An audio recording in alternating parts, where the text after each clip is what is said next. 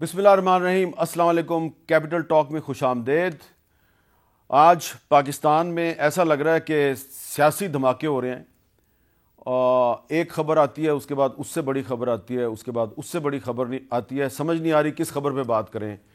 पहले आपको पता है कि एक मिनी बजट आया, उसके नतीजे में कल रात को पेट्रोल महंगा हो गया। इतना महंगा हो गया कि लोगों ने कहना शुरू कर दिया है कि ये गुर्बत ख़त्म करने की कोशिश नहीं हो रही, ये गरीबों को ख़त्म करने की कोशिश हो रही है। उसके बाद जनाब इमरान खान साहब जो हैं, उन्होंने सदर आरिफ अलवी साहब को ख़त लिख दिया कि जनरल बाजवा के ख़िलाफ़ कार्रवाई करें। ये मेरी गुफ्तगू रिकॉर्ड करते थे। और उसके बाद आज सुप्रीम कोर्ट के एक जज साहब जो हैं, उनकी और परवेज़ लाई साहब की जो गुफ्तगू है वो सामने आ गई है। और इसके अलावा अफ़गानिस्तान से भी कुछ ऐसी खबरें आ रही हैं जो बड़ी इंपॉर्टेंट है पाकिस्तान के हवाले से। तो पाकिस्तान की सियासत जो है ये जा किधर रही है, और क्या अब जो 90 दिन के अंदर इंतखाबात का मामला है वो पीछे रह गया और अब लोग जो हैं वो अपनी ज़िंदगियां बचाएंगे या अपनी इज़्ज़त बचाएंगे?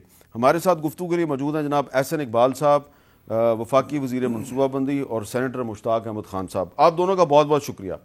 लेकिन क्योंकि मैंने अर्ज़ किया कि सियासी धमाके हो रहे हैं, तो पहले ज़रा जो असल मसला है वो ये है अवाम का। वो ऑडियो लीक्स का मामला जो है वो जो बड़े लोग हैं ना, सियासी लोग, ये उनका मामला है। लेकिन अवाम का मसला है कि उनके लिए रोटी खाना मुश्किल हो गया है। तो रोटी जो है और बाकी जो आम इस्तेमाल की अशिया हैं, क्या हमारे जो बड़े बड़े सियासतदान हैं इनको इनकी कीमतों का पता है? तो कल इमरान खान साहब जो हैं उन्होंने टेलीविज़न पर ख़िताब किया तो उन्होंने बताया कि पाकिस्तान में जो घी है ये कितना महंगा हो गया। सुने वो क्या कह रहे थे। हमारे दौर में जो घी है वो 380 अरब था, आज 600 अरब केजी पहुंच गया। 600 अरब केजी घी। जनाब इमरान खान साहब, सिर्फ इन तक मामला नहीं है महदूद, आगे चले रोटी की कीमत भी किसी को नहीं पता कि पाकिस्तान में आज रोटी कितने की है। मरियम नवाज साहबा के बारे में सुने। आज 15 रुपए की रोटी है, किसकी वजह से? 25 रुपए की रोटी। हमारे लोगों को यही नहीं पता कि हमारे जो सियासतदान है कि रोटी 15 रुपए की है या 25 रुपए की है। तो एक तो ये मामला है कि देखें महंगाई कितनी हो गई है, और हमारी पॉलिटिकल लीडरशिप को ये नहीं पता कि आम आदमी जो है उसके लिए रोटी खाना कितना मुश्किल है, रोटी की कीमत क्या है। और अब जो खवास का मसला है वो भी ज़रा बयान कर देते हैं। आज राना सनाउल्लाह साहब जो है उन्होंने एक मुतालबा किया है, एक प्रेस कॉन्फ्रेंस किया शाम को, वो सुने क्या कह रहे हैं। परवेज लाई साहब मुल्क की सबसे बड़ी अदालत अदालत उज़्मा उसको मैनेज कर रहे हैं। मैं चीफ जस्टिस ऑफ पाकिस्तान से गुजारिश करनी चाहूंगा कि वो इस मामले का नोटिस लें। मैंने FIA को टास्क सौंपा है कि वो वजारत कानून से जो है वो इसके ऊपर राय लें। चौधरी परवेज लाई के खिलाफ बादियों नजर में मुकदमा दर्ज किया जाए और उनको गिरफ्तार करके इंक्वायर किया जाए। और परवेज़ लाई साहब की और एक सुप्रीम कोर्ट के जज साहब की एक ऑडियो लीक हुई है जिसमें परवेज़ लाई साहब जज साहब को यार यार कह रहे हैं। सुने क्या कहते हैं। वालेकुम जज साहब जी, अस्सलाम वालेकुम। की हाल है? ठीक हो जी, मैनू बड़ा अफसोस होया कि उत्थे अपना मैं आप ही आ रहा मोहम्मद खान इत्थे तुहाडे कोल ही मैं आ रहा उत्थे पहुंच गए। जी मैं आप भी आ रहा उत्थे। सब कोई गल नहीं करती, कोई सारा कह रहा कि नहीं मैं कोई प्रोटोकॉल ना नहीं आ रहा अपने मैं तुहानू कहा ना तुहाडा अपना घर है, एनी टाइम तुसीं आ। नहीं, मैं एक सेकंड दा सिर्फ मैं सलाम करके तुर जाऊंगा।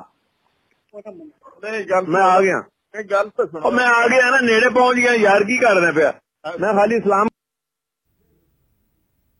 क्या कह रहे हैं चौई साहब? यार की करना पे है।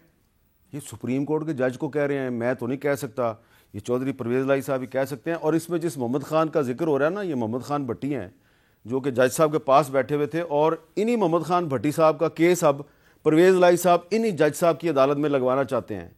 ये गुफ्तगू भी सुन लें। साहब जी मुजाहिर अली नकवी को लगवाना जे मोहम्मद खान का केस है।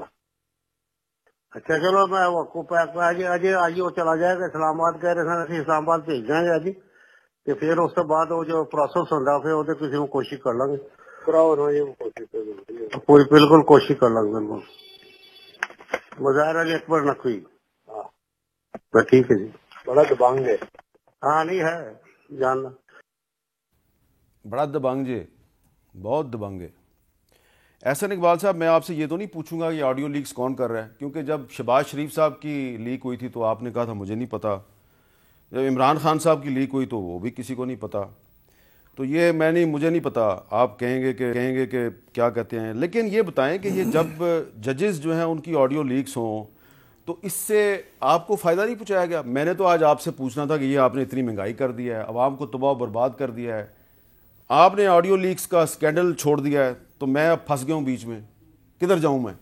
نہیں, لیکن میرا خیال ہے کہ پہلے ہم بات مہنگائی سے کریں, چونکہ یہ ایک عام آدمی کا مسئلہ ہے. بہت شکریہ آپ کا. اور اس میں جتنا آپ غم و غصے کے امیجز دکھا رہے ہیں, ہم سب بھی اسی طرح غم و غصے کا شکار ہیں. دیکھیے, ہم بھی اسی ملک کے اندر رہتے ہیں, اور میرے پاس آپ کے بارے میں بھی ایک خبر ہے. جی, آپ کا جو بجلی کا بل ہے اور جو گیس کا بل ہے اس پہ آپ بڑے پریشان ہیں. جی بالکل. آپ نے مجھے نہیں بتایا, آپ نے اپنے ایک ساتھی منسٹر کو دکھایا, اس نے آپ کی گفتگو سن کے اپنی اہلیہ محترمہ سے پوچھا کہ ساڈا بل کتنا آیا ہے, ان کا بل آپ سے بھی زیادہ ہے. سو میرا مقصد ہے کہ دیکھیے, اس وقت پورا ملک ایک گرداب میں پھنسا ہوا ہے. میں آپ کو یہ حامد میر صاحب کہنا چاہتا ہوں کہ 2017-18 میں ہم نے ملک کو تقریباً ٹرن اراؤنڈ کر لیا تھا. مہنگائی سنگل ڈیجٹ میں تھی, 4.5% کے اوپر. اسی اسلام آباد میں امریکہ, برطانیہ, جاپان کے سفیر مجھ سے آگے کہتے تھے کہ ہمیں بتائیں کہ سی پیک میں ہم کیسے حصے دار بن سکتے ہیں. پاکستان کا ایک سینٹیمنٹ ہو گیا تھا. آج جس مسئلے کو آپ نے بھی ٹیپ کے صورت میں بنایا ہے, پاکستان کو تباہ کرنے کی ایک شاخ جو ہے اسی ادارے میں جاتی ہے جو ثاقب نثار صاحب کے دور میں نواز شریف صاحب کے خلاف ایک جوڈیشل کو, جس کی ہمیں جب جاوید ہاشمی صاحب نے خبر دی تو ہم نے اس کو یقین نہیں کیا کہ شاید پتہ نہیں یہ بہت دور کی بات کر رہے ہیں. لیکن پھر ہماری آنکھوں نے دیکھا اور ہمارے سامنے ہی ایک عدالتی فیصلہ جو کہ انتہائی مضحکہ خیز تھا کہ کیس چل رہا ہے پاناما کا. پاناما میں کچھ نہیں نکلا, لیکن ایک اقامہ کا بہانہ بنا کر نواز شریف صاحب کو ڈسمس کر کے ایک ملک کے اندر سیاسی بحران کی بنیاد رکھی گئی, ملک میں سیاسی بے یقینی کی بحران رکھی گئی. اور اس کے بعد نہ صرف بات یہاں نہیں رکی, بلکہ پھر اسی چیز کے تسلسل میں 2018 کے الیکشن میں ایک حکومت جو کہ انتخابات ویسے نہیں جیت رہی تھی لیکن RTS سسٹم کے ذریعے اسے جتا کے لایا گیا, ایک ناتجربہ کار شخص کو اس ملک کی زمام کار دی گئی, اور 4 سالوں میں جو اس نے اس ملک کا اشر کر کے گیا آج وہ ہمارے سامنے ہے. دیکھیے, جب آپ کسی کو, میں آپ کو عرض کروں کہ آپ دیکھیں کہ کوئی ایکسیڈنٹ میں بری طرح مضروب ہو جائے, اسے جب آپ اٹھا کے ڈاکٹر کے پاس یا ہسپتال میں لاتے ہیں تو ڈاکٹر کے پاس اسے دینے کے لیے نہ چاکلیٹ ہوتی ہے, نہ اس کے پاس کوئی ٹافی ہے, نہ اسے وہ برفی دے سکتا ہے. اب اگر آپ نے اس مضروب کو ٹھیک کرنا ہے تو اس کو کڑوی دوائی بھی دینی پڑے گی, ہو سکتا ہے اس کا آپریشن بھی کرنا پڑے. لیکن یہ آپ جس طریقے سے آپ پیٹرول مہنگا کر رہے ہیں تو یہ دوائی تو نہیں لگتی ہے, تو زہر لگتا ہے. یہ زہر ہے نا. آپ دیکھیں نا, یہ جب آپ دیکھیں نا, میری بات سنیں, جب شہباز شریف صاحب اپوزیشن میں تھے جنوری 2022 تو 3 روپے پیٹرول مہنگا کیا عمران خان ہے, تو شہباز شریف صاحب کہتے ہیں پیٹرولیم مصنوعات میں 3 روپے فی لیٹر مزید اضافہ, سراسر ظلم, غریب عوام کا معاشی قتل, عالمی منڈی میں قیمتیں کم ہونے پہ عوام کو ریلیف نہیں دیا گیا. اور آگے کہا کہ نااہلی, نالائکی اور کرپشن میں ڈوبی حکومت عوام کو مہنگائی کی دلدل میں ڈبو چکی ہے. اس سے پہلے جب تھوڑا سا اضافہ ہوا تو کہا گیا جی یہ حکومت جو ہے یہ بالکل اندھی اور بہری ہو چکی ہے. تو مجھے یہ بتائیں نا کہ 3 روپے عمران خان مہنگا کرے تو وہ جو ہے وہ نااہل ہے, وہ کرپٹ ہے, آپ 30 روپے اضافہ کر رہے ہیں. آپ کا جائز سوال ہے بالکل, لیکن سوال جس کے اوپر یہ پیدا ہوتا ہے کہ کیا ہم یہ اپنی چوائس سے کر رہے ہیں. آپ کے سامنے ہے کہ ایک IMF کا معاہدہ ہے کہ جو ہم سے پہلے پچھلی حکومت نے کیا, اس کے اوپر ہماری تقریریں بھی آپ قومی اسمبلی سے نکال لیں اور سینیٹر صاحب نے بھی جو اس وقت تقاریر کی وہ نکال لیں. اس وقت ہم چیخ چیخ کر کہہ رہے تھے کہ یہ جو معاہدہ ہے اس کے اندر جو شرائط طے کی گئی ہیں یہ پاکستان کے عوام پر, پاکستان کے غریبوں پر اور ملک کے مستقبل پہ اثر انداز ہوں گی. آج ہم جہاں کھڑے تھے, جہاں ہمیں یہ حکومت ملی ہے, ہمارے پاس اتنی سپیس نہیں تھی کہ ہم اس IMF کے معاہدے کو ری اوپن کر سکتے ہیں. ہم اس پہ, انہوں نے اس کا فائدہ اٹھایا. لیکن اب اگر آپ IMF کے ساتھ معاہدے پہ عمل نہیں کرتے تو آپ اس کے بعد ایک بڑی کھائی میں گرتے ہیں. 4-5 مہینے آپ نے مفتاح اسماعیل کو لگایا, جب وہ IMF کے ساتھ معاملات طے کرنے میں کامیاب ہو گیا آپ نے ہٹایا اس کو, ڈار صاحب کو لے آئے, ڈار صاحب نے کہا IMF I don't care, اب دیکھ لیں نتیجہ ہمارے سامنے. اچھا مشتاق احمد خان صاحب, جب یہ کل بجٹ منی بجٹ پیش ہوا تو اس پر آپ تقریر کرنا چاہتے تھے سینٹ میں, جی آپ کو تقریر نہیں کرنے دی گئی. جی یہ کیا ہو رہا ہے پاکستان میں؟ دیکھیں پاکستان میں وہی ہو رہا ہے جو آپ نے ابھی ہمیں سنایا کہ عدالتیں یہ کام کر رہی ہے انصاف دینے کے بجائے, اسٹیبلشمنٹ لوگوں کو تحفظ دینے کے بجائے وہ کام کر رہی ہے جو ابھی کچھ دن پہلے مولانا غفور حیدری نے کہا کہ مولانا فضل الرحمان صاحب کے ساتھ اور اکرم خان درانی صاحب کے ساتھ اور میں جنرل باجوہ کی دعوت پہ ان کے گھر پہ گئے اور جیسے ہی وہ آئے گئے تو ہم نے گالیاں ہمیں دینی شروع کر دی. تو وہ کام کر رہے ہیں اور پارلیمنٹ جو ہیں وہ IMF کی خدمت پہ لگی ہوئی ہے. آپ اندازہ کر لیں کہ 3 ہفتوں میں 57 روپے فی لیٹر کا اضافہ پیٹرول کا, 40 روپے فی لیٹر کا اضافہ ڈیزل کا, 124% گیس کا اضافہ, 8 روپے یونٹ بجلی کا اضافہ, اور جو آٹا, چاول, چینی, گھی, یہاں تک کہ بچوں کے بسکٹ, ٹافیاں, اس کے اوپر بھی صابن اور شیمپو کے اوپر بھی آپ نے اس کی قیمتیں بڑھا دی ہیں. تو یہ تو تباہ کن ہے. اس وقت تو 9 کروڑ لوگ خط غربت سے نیچے زندگی گزار رہے ہیں. ایسر اقبال صاحب کہہ رہے ہیں کہ بیمار ہیں اور کوئی اور آپشن نہیں ہے. میں یہ سمجھتا ہوں کہ نہیں, اور آپشن ہے, لیکن چونکہ آسان آپشن یہ ہے کہ آپ قیمتیں بڑھا دیں, یعنی ہر ڈبہ بند چیز کی قیمت بڑھ گئی ہے, اور غریب عوام کے اوپر آپ ان کی سبسڈی ختم کریں, آپ ان کے ٹیکس بڑھا دیں, آپ ان کی ضروریات کی زندگی کی چیزیں ان کی قیمت بڑھا دیں. تو یہ آسان طریقہ ہے. آپ کو پتہ ہے گزشتہ جولائی سے دسمبر تک ریمیٹنسز گزشتہ سال کی نسبت کتنے کم ہوئی ہیں؟ تقریباً $2 ارب. IMF کا جو اس وقت آپ کو پیکیج مل رہا ہے جس کے لیے آپ چھوک میں عوام کو پانسی دے رہے ہیں, یہ کتنے کا ہے؟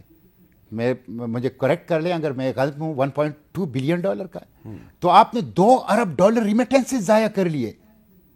کتنی بڑی چیز ہے.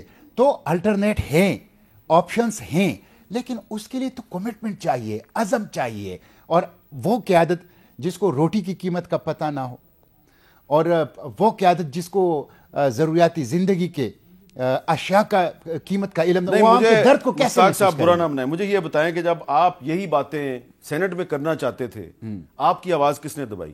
میری آواز چیئرمین سینٹ نے دبائی. کیوں دبائی انہوں نے؟ یہی تو ایشو ہے. یہی تو ہم ان سے پوچھتے ہیں کہ بھائی ہم اور کچھ نہیں کر سکتے, عوام کا درد بیان کر سکتے ہیں, عوام کے تکلیفوں کا نوحہ کہہ سکتے ہیں, تو اس کی اجازت تو دو. تو PTI حکومت میں بھی یہی ہوتا تھا, اب اس حکومت میں بھی یہی ہوتا ہے. آپ دیکھ لینا, آپ نے سینٹ کا اجلاس پرووک کر لیا اس لیے کہ آپ آرڈیننس جاری کرنا چاہتے ہیں. یہ وہی چیئرمین سینیٹر نا جن کو PTI کی حکومت نے بڑے اچھے طریقے سے, بڑے مستحسن طریقے سے ان کو الیکٹ کروا کے پوری قوم کو فیضیاب کیا تھا. ہاں, اور پھر انہوں نے بھی الیکٹ کروایا تھا, اور انہوں نے بھی الیکٹ کروایا تھا. ویسے وہ ہمارے بڑے مہربان ہیں, لیکن اب کیونکہ حالات ایسے ہیں پاکستان میں کہ ہمیں بات تو کرنی پڑے گی. کل اسحاق ڈار صاحب نے جس تقریر میں یہ عوام پر مہنگائی کا بم گرایا, تو اس میں انہوں نے ایک بہت ہی قابل غور بات کی. سنیں وہ کیا کہہ رہے ہیں. کابینہ نے اس فائنانس بل کے ذریعے 170 ارب روپے کے اضافی ٹیکس لگانے کی منظوری دی ہے. ہماری حد الوسع کوشش یہ ہے کہ صرف ایسے ٹیکس لگائے جائیں جن کا براہ راست غریب اور متوسط طبقے پر کم سے کم بوجھ آئے. اس لیے روزمرہ کی اشیاء پر اضافی ٹیکس عائد نہیں کیا گیا. میں کیا کروں, میں ہنسوں, میں روؤں, میں کیا کروں؟ تو کہا کہ غریبوں پہ ٹیکس نہیں لگا رہے, روزمرہ کی اشیاء پہ ٹیکس نہیں لگا رہے. مشتاق صاحب بتا رہے ہیں کہ آپ نے ٹافیوں پہ بھی اور دودھ پہ بھی ٹیکس لگا دیا. تو اب میں احسن صاحب کو بتانا چاہتا ہوں کہ عام لوگ جو ہیں, عوام, وہ کیا کہہ رہے ہیں. سنیں ذرا. یہ غریب کو ختم کر دے آئے ہیں. تو میں بھی نون لیگ کا ہوں, PTI سے لڑائیاں بھی لڑی, مگر اب نفرت ہو گیا ان سے. یہ کل لیکچر کرائے نا تو اب کسی کو بھی ووٹ نہیں دیں گے. یہ جتنے حکمران ہیں انہوں نے قرضہ لے کے ہمارے ملک کو بیچ کے کھا چکے ہیں.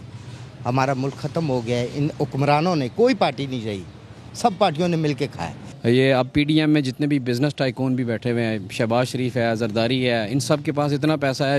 ابھی جنہوں نے قسط لی ہے اس سے ڈبل تو یہ خود ان کے پاس ہے. یہ دے کے وہ ختم کر سکتے ہیں, ملک میں خوشحالی بھی لا سکتے ہیں, سب کچھ کر سکتے ہیں. 275 روپے کا پٹرول ہو گیا, اب انڈیا ہمارے ساتھ گئی ہے, وہ دیکھیں ان کا کتنا لیٹ سستا پیٹرول, افغانستان کو دیکھ لیں, بنگلہ دیش کو دیکھ لیں, اب وہ کدھر سے کدھر ہے, تو ہمارا حال دیکھیں کیا ہے. غریب مکاؤ مہم شروع ہو گئی ہے. پہلے یہ لوگ غربت مکاؤ مہم کا دعویٰ کیا کرتے تھے, اب غریبوں کو مکانے کا جو ہے نا وہ دعویٰ جو ہے وہ ہمیں نظر آتا ہے.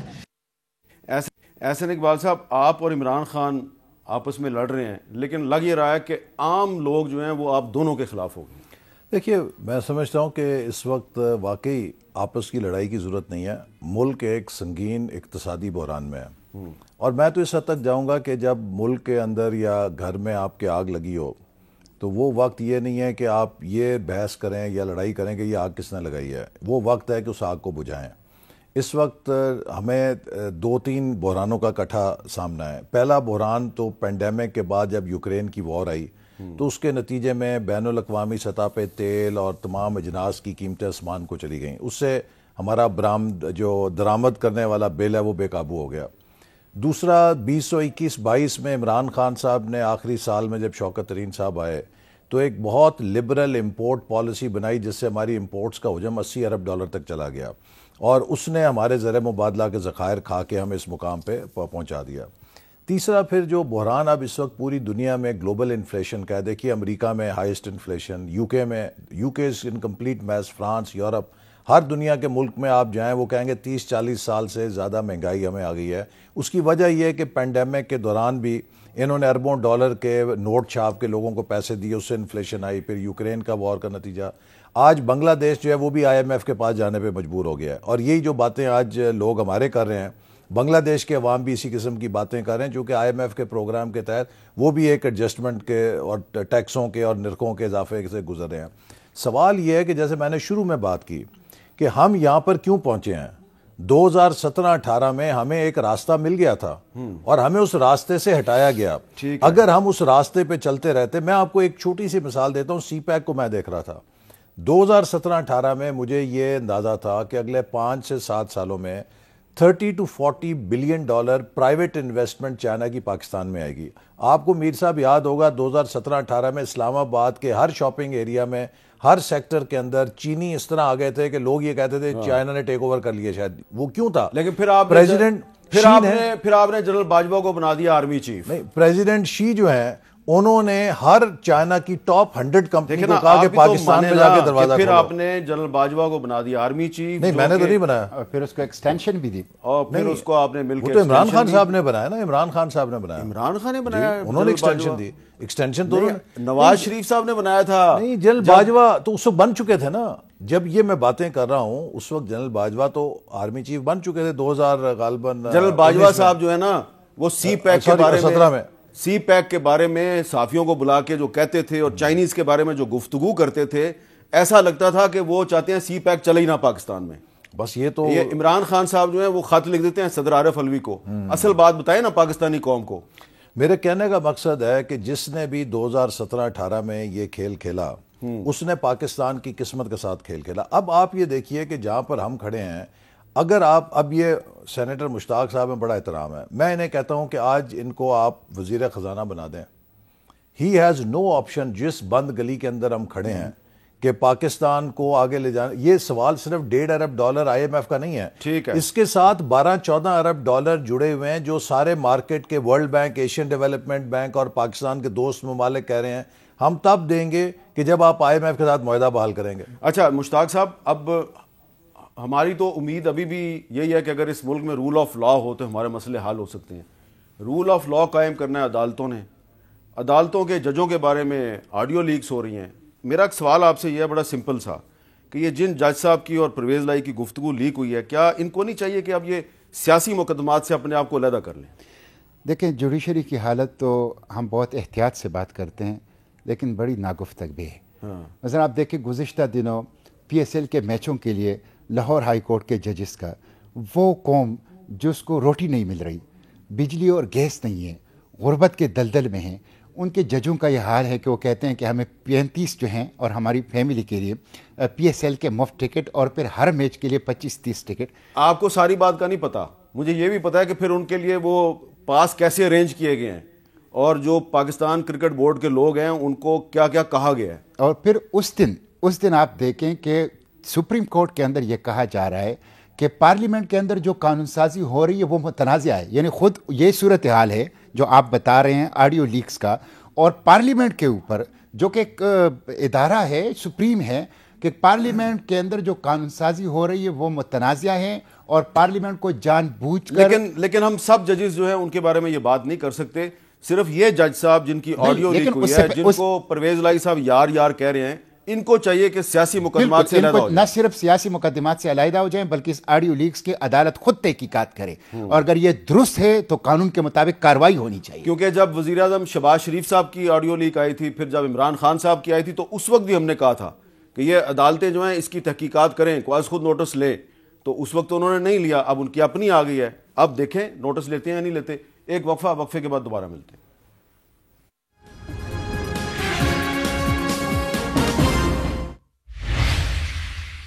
کیپٹل ٹاک میں خوش آمدید. آج عمران خان صاحب کی طرف سے صدر عارف الوی کو ایک خط لکھا گیا ہے. خط میرے پاس ہے, اور اس خط میں وہ کہہ رہے ہیں جی کہ جنرل قمر جاوید باجوہ صاحب جو ہیں وہ میری گفتگو ریکارڈ کرتے رہے ہیں, تو ان کے خلاف کارروائی کی جائے کیونکہ یہ اپنے حلف کی خلاف ورزی کرتے ہیں. تو یقیناً باجوہ صاحب جو ہیں انہوں نے یہ باتیں کچھ لوگوں کو کہی ہیں, اور اگر انہوں نے یہ بات کی ہے تو عمران خان صاحب کو ثبوت بھی سامنے لانا چاہیے, لیکن انہوں نے گیند جو ہے وہ عارف الوی صاحب کے کورٹ میں پھینک دیا. احسن اقبال صاحب, یہ عمران خان صاحب تقریباً وہی بات کر رہے ہیں جو مسلم لیگ نون جو ہے وہ اپنے جلسے جلوسوں میں کرتی تھی. خاص طور پہ نواز شریف صاحب جب باجوہ صاحب کے بارے میں بات کرتے تھے تو عمران خان صاحب وزیر اعظم تھے, تو عمران خان صاحب نے پیمرا کے ذریعے نواز شریف صاحب کی تقریروں پر پابندی لگوا دی تھی. پھر مجھے یاد ہے کہ تھانہ شاہدرہ لاہور میں آپ سمیت مسلم لیگ نون کے 40 رہنما, جن میں وزیر اعظم آزاد کشمیر راجہ فاروق حیدر بھی شامل تھے, 124 کا بغاوت کا مقدمہ قائم ہو گیا تھا کہ آپ نے باجوہ صاحب کی شان میں گستاخی کی ہے. تو اب عمران خان بھی گستاخی کر رہے ہیں, تو اس معاملے میں تو اب آپ کا ایک پیج ہو گیا ہے, آپ کا اتفاق رائے ہو گیا, تو آپ عمران خان کے یہ مطالبے کی تائید نہیں کریں گے؟ وہ کیا شعر ہے نا کہ اس زود پشیمان ہے کیا کی میری قتل کے بعد میرے قتل کے بعد جفا سے توبہ آئے, اس زود پشیمان کا پشیمان ہونا. مقصد ہے کہ یہ باتیں جو ہیں آج خان صاحب کر رہے ہیں, کس بنیاد کے اوپر کر رہے ہیں؟ یہ تو دوسری طرف ہوتے تھے. یہ تو آج دیکھیں جب جنرل باجوہ صاحب کی بدخوئی کرتے ہیں تو آپ سب ہی میڈیا کے اوپر وہ سارے ان کے کلپس چلاتے ہیں کہ جس میں یہ ان کے قصیدے پڑھا کرتے تھے. کوئی اس میں شبہ ہے کہ جنرل باجوہ عمران خان کے محسن ہیں؟ یہ بات چودھری پرویز الہی جو عمران خان کے وزیر اعلیٰ ہیں وہ ایک دفعہ نہیں 10 دفعہ کہہ چکے ہیں کہ جی یہ جنرل باجوہ صاحب کی چھتری کے نیچے تو ان کی حکومت چلی ہے. اور خود عمران خان چھپاتے بھی نہیں تھے کہ میں ایجنسیوں کے ذریعے اپنے ممبر پورے کرتا تھا, اپنے اتحادیوں کو ٹھیک رکھتا تھا, ساری حکومت وہ چلاتی تھیں. آج یہ دوسری جو باتیں کر رہے ہیں صرف اس بنیاد کے اوپر کہ یہ چاہتے ہیں کہ وہی اسٹیبلشمنٹ اس حکومت کو فارغ کرے, ان کو دوبارہ گھر سے ایک ڈولی میں بٹھا کے لائے اور وزارت عظمیٰ کے منصب پہ لا کے دوبارہ بٹھا دے. اصل بات یہ ہے کہ میں پھر میر صاحب کہوں گا, ہم ایک ایسے مقام پر آ گئے ہیں کہ ہم سب کو اپنے طرز عمل کا جائزہ لینا ہے, سیاستدان بھی, عدالتیں بھی, اور اسٹیبلشمنٹ بھی. یہ ملک ایسے نہیں چل سکتا. ہمیں کم از کم اگلے 10 سال کے لیے ایک سٹیبل آرڈر, کم سے کم اگر 15 نہیں تو 10 سال کے لیے ایک معاشی استحکام اور سیاسی استحکام پیدا کرنا ہے. لیکن یہ ملک پالیسیز کو ایک سمت میں لے کے جانا ہے جس پر اتفاق ہو. آئین کے مطابق چلانا ہم نے, وہ بنیاد وہی بنے گا نا. یہ ملک چل سکتا ہے آئینی کی بنیاد کے اوپر. آج بہت سے لوگ جو ہیں وہ آئین کے کچھ آرٹیکلز کا حوالہ دیتے ہیں. مشتاق صاحب, یہ میں اس لیے بات کر رہا ہوں کہ بہت سی چیزیں انٹر لنکڈ ہیں. یہ جس جج صاحب کی آڈیو لیک ہوئی ہے, جب 2019 میں پرویز مشرف کے خلاف جسٹس وقار سیٹھ نے ایک فیصلہ دیا تھا, تو یہی جج صاحب تھے, انہوں نے پرویز مشرف کو ریلیف دیا تھا. اور اس وقت باجوہ صاحب اور عمران خان صاحب ایک پیج پہ تھے. عمران خان صاحب کی جو کابینہ کے وزیر ہیں انہوں نے جسٹس وقار سیٹھ کو کہا تھا یہ کوئی پاگل آدمی ہے, کوئی ذہنی مریض ہے. میں نے آپ سے سوال کچھ اور کرنا ہے. یہ پچھلے دنوں جب مشرف صاحب کا انتقال ہو گیا تو آپ نے سینٹ میں ان کے لیے دعا کرانے سے کیوں انکار کیا تھا؟ یہ آپ نے بہت اچھا سوال کیا, لیکن میں احسن اقبال صاحب نے جو بات کی ہے نا کہ ہمیں ایک 10-15 سال کا ایک سٹیبل پیریڈ چاہیے, تو میں تو یہی کہوں گا احسن اقبال صاحب سے, میرے بڑے ہیں, میں بڑا احترام کرتا ہوں, کہ اب تو آپ کے ہاتھ میں اختیار ہے, آپ کے ہاتھ میں حکومت ہے, تو میں واعظ و نصیحت یہ میرے لیے چھوڑ دیں, تنقید بھی میرے لیے چھوڑ دیں, لیکن فیصلے اور اقدامات وہ آپ کریں. اور جو آپ کوئی اچھے اقدام کریں گے جس سے اس ملک کو اس قوم کو فائدہ پہنچے تو مجھے یقین ہے کہ پبلک بھی اور پولیٹیکل اسپیکٹرم بھی آپ کا ساتھ دے گی. وہ جو آپ نے سوال کیا ہے وہ یہ ہے کہ میں نے دیکھے میں اس کے خلاف نہیں ہوں کہ کسی کے لیے کوئی دعا نہ کریں یا جنت اور دوزخ میرے ہاتھ میں ہے جو کہ میرے خلاف جو کہ پروپیگنڈا کیا ہے. نہ یہ میں نے کسی نسلی نقطہ نظر سے کہ میں ایک پشتون ہوں اور وہ ایک مہاجر ہیں. میری پارٹی جماعت اسلامی کی بنیاد ایک مہاجر نے رکھی. اس پارٹی کا جو دوسرا امیر تھا وہ میاں طفیل صاحب وہ بھی پنجاب کا مہاجر تھا. اس کا چوتھا امیر منور حسن صاحب وہ بھی ایک مہاجر تھا. تو میری تو پارٹی مہاجروں نے بنائی ہے اور مہاجر تو میرے دل کے ٹکڑے ہیں. اور مہاجر تو نسبت چونکہ اللہ کے پیغمبر صلی اللہ علیہ وسلم سے تو اس سے تو ہماری ایمانی عقیدت ہے. یہ اس وجہ سے نہیں تھا, یہ اس وجہ سے تھا کہ پارلیمنٹ میں کسی کی یہ دعا کرنا یہ ایک اکرام ہے, ایک توقیر ہے, ایک آنر ہے, ایک احترام ہے. اور یہ اس شخص کے لیے کی جائے گی جو انڈسپیوٹڈ ہو اور جس کے قومی خدمات ہوں.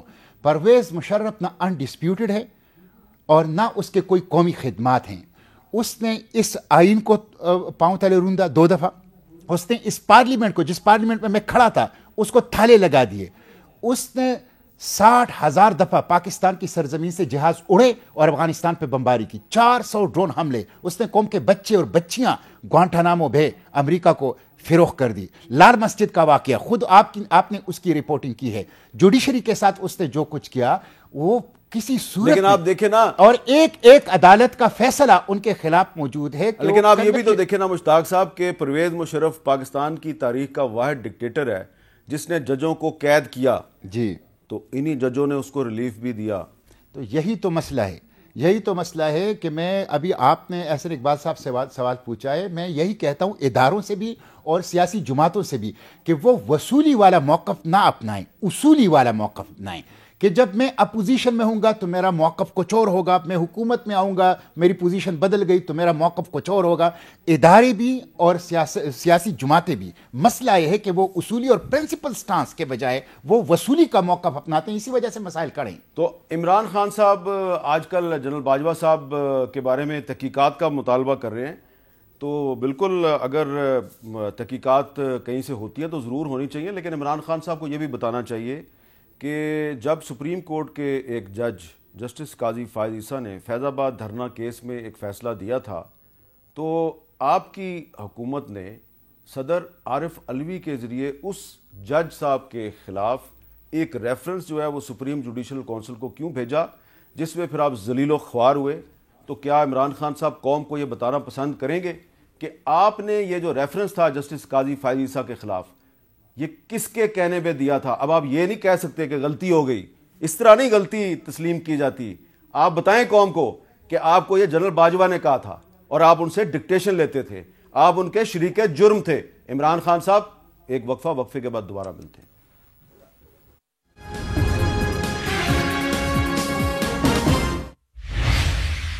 کیپٹل ٹاک میں دوبارہ خوش آمدید. آج کل ارکان پارلیمنٹ پہ بہت تنقید ہوتی ہے, ہم بھی بڑی تنقید کرتے ہیں, لیکن کبھی کبھی کوئی پارلیمنٹ کا ممبر جو ہے وہ اچھا کام کرے تو اس کو اپریشیٹ بھی کرنا چاہیے.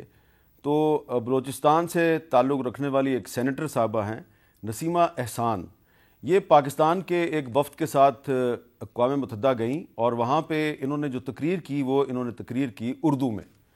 تو اردو کو بیرون ملک میں بہت کم لوگ اپنا ذریعہ اظہار بناتے ہیں. تو نسیمہ احسان صاحبہ نے جو یونائٹڈ نیشنز میں تقریر کی اس کا ایک چھوٹا سا میں کلپ آپ کو سنوانا چاہ رہا ہوں. آج یہاں آ کر آپ کے ساتھ اس موضوع پر گفتگو کرنا ایک بہت بڑا احساس اور خوشی کی بات ہے. لیڈیز اینڈ جینٹلمین, پاکستان کی قومی آبی پالیسی 2018 کی پالیسی پاکستان میں پانی کے شعبے کے لیے رہنما اصول اور وسیع پالیسی سمت فراہم کرتی ہے. تو صرف آپ کو یہ بتانا یہ تھا کہ اگر کوئی پاکستانی یونائٹڈ نیشنز میں جا کے اردو بولتا ہے تو اس سے ہم پاکستان میں بیٹھ کے خوش ہوتے ہیں, کیونکہ ہم نے دیکھا ہے کہ مختلف جو ترقی یافتہ اقوام ہیں ان کے رہنما جب یونائٹڈ نیشنز میں جاتے ہیں تو وہ اپنی قومی زبان میں وہاں پہ بات کرتے ہیں. تو یہ بات میں نے اس لیے بھی آج کی ہے کہ آج بہت سی باتیں ہو رہی ہیں. احسن اقبال صاحب, آپ تو جانتے ہیں کہ پاکستان کا جو کانسٹیٹیوشن ہے اس کا آرٹیکل 251 جو ہے وہ یہ کہتا ہے کہ پاکستان کی سرکاری زبان اردو ہوگی, اور 2015 میں سپریم کورٹ آف پاکستان کے چیف جسٹس نے فیصلہ دیا تھا کہ 3 مہینے کے اندر اردو کو سرکاری زبان بنایا جائے اور سپریم کورٹ کے فیصلے بھی اردو میں لکھے جائیں. لیکن سپریم کورٹ ہی نے اس کا کوئی احترام نہیں کیا. تو میں پوچھنا آپ سے یہ چاہتا ہوں, کچھ لوگ کہتے ہیں جی اگر آپ اردو کو دفتری زبان بنا لیں گے تو پاکستان ترقی نہیں کر سکتا. دیکھیں, بنیادی طور پہ دنیا کا یہ مسلمہ اصول ہے کہ جس قوم کا اظہار رائے دوسری زبان میں ہوگا اس کا تخلیقی عمل پورا نہیں ہوگا. اس کی سب سے پہلے بنیاد تو آپ ایجوکیشن سے لیں کہ اگر آپ کی سوچ کی زبان اور ہے اور اظہار کی زبان اور ہے تو آپ کا اظہار ہمیشہ سٹیپ ڈاؤن ہوگا. دنیا میں جاپان نے ترقی کی, کوریا نے کی, ملیشیا نے کی, ترکیوں نے کی, ہم سب سے آگے ہیں نا یہ قوم ہے, چین نے کی, ان سب نے اپنی زبان میں ترقی کی. اس کے بعد انگلش کو ایڈ کیا. یقیناً میں اس پہ خلاف نہیں ہوں کہ انگریزی زبان میں جو ہماری کمپٹنس ہے اس کو ہم رضائع کر دیں. آج اگر آپ امریکہ میں جائیں تو وہاں سارا جو تقریباً اسکول میں نظام تعلیم ہے وہ 2 زبانوں کے اوپر چل رہا ہے. وہ بچوں کو ایک ایڈیشنل زبان سکھا رہے ہیں. تو انگلش کو ایز اے فارن لینگویج ہمیں سیکھنا چاہیے, سکھانا چاہیے. لیکن اگر آپ انگلش کو بنیادی ذریعہ تعلیم بنائیں گے تو آپ کی 90% آبادی وہ ہے جو رٹے کے اوپر BAT بیٹ CAT کیٹ کر کے وہ نظام سے نکل تو جاتی ہے, لیکن وہ کانسیپچولی کبھی نالج کو انٹرنلائز نہیں کر سکتی. میں تو اس بات کا شدید حامی ہوں کہ جو بنیادی تعلیم ہے وہ آپ کی اپنی قومی زبان میں ہونی چاہیے. انگلش شوڈ بی اور جو صوبائی زبانیں ہیں ان کو بھی احترام دیں. بلکہ مادری زبان جو ہے اس میں بچے جلدی سیکھتے ہیں. صوبائی زبان کو بھی احترام دیں, اردو کے اندر بنیادی تعلیم رکھیں. اور میں نے تو جب کچھ دیر کے لیے وزیر تعلیم تھا تو میں نے کہا تھا کہ ہمیں جو ہے نا اردش میڈیم کی ضرورت ہے, بالکل, کہ جس میں ہم اردو کو بھی لے کر آئیں اور انگلش کی دسترس کو بھی ضائع نہ کریں.